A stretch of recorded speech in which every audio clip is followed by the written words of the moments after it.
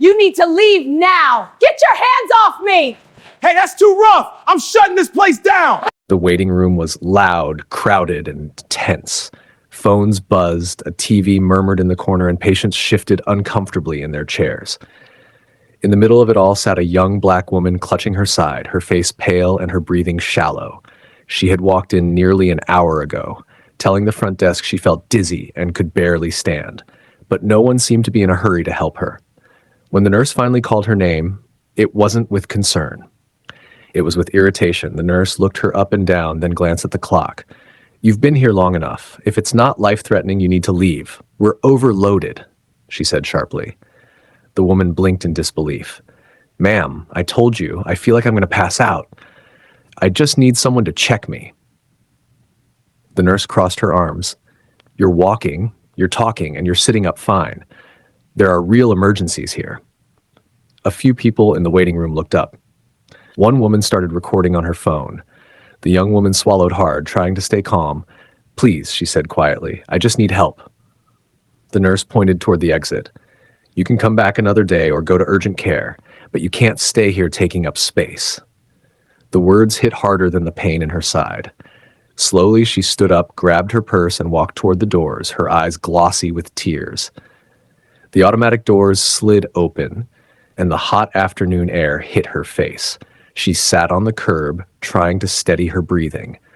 Across the street, a black SUV pulled into the hospital lot. A tall man in a tailored suit stepped out, scanning the entrance. His eyes landed on her immediately.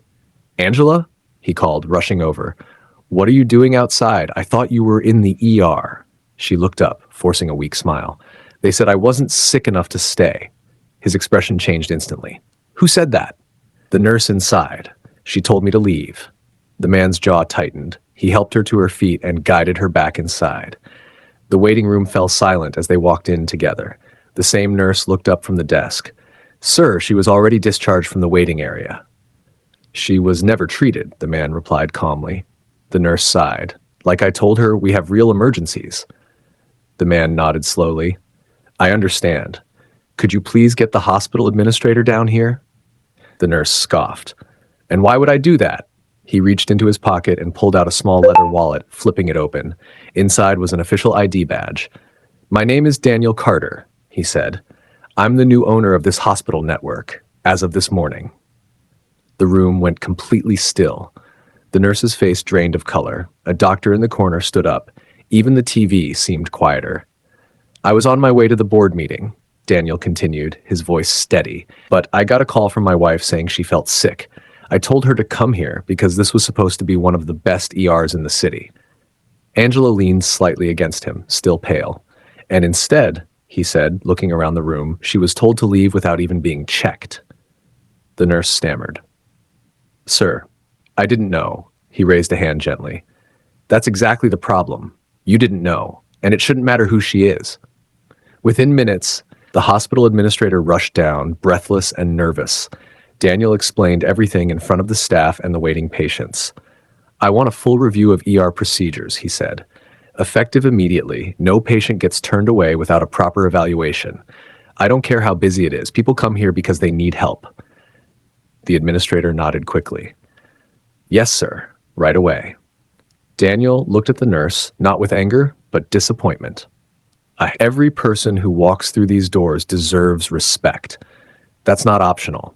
It's the job." Angela was quickly taken into the treatment area. A few minutes later, a doctor confirmed she was severely dehydrated and on the verge of collapsing. If she had gone home, it could have gotten much worse. Back in the waiting room, the atmosphere had changed. Staff members moved faster. Patients were called in more quickly. And the nurse who had told Angela to leave sat quietly, thinking about what had just happened. Because that day, it wasn't just a hospital policy that changed. It was a reminder that you never know who someone is or what they're going through. And in a place meant for healing, respect should always come first.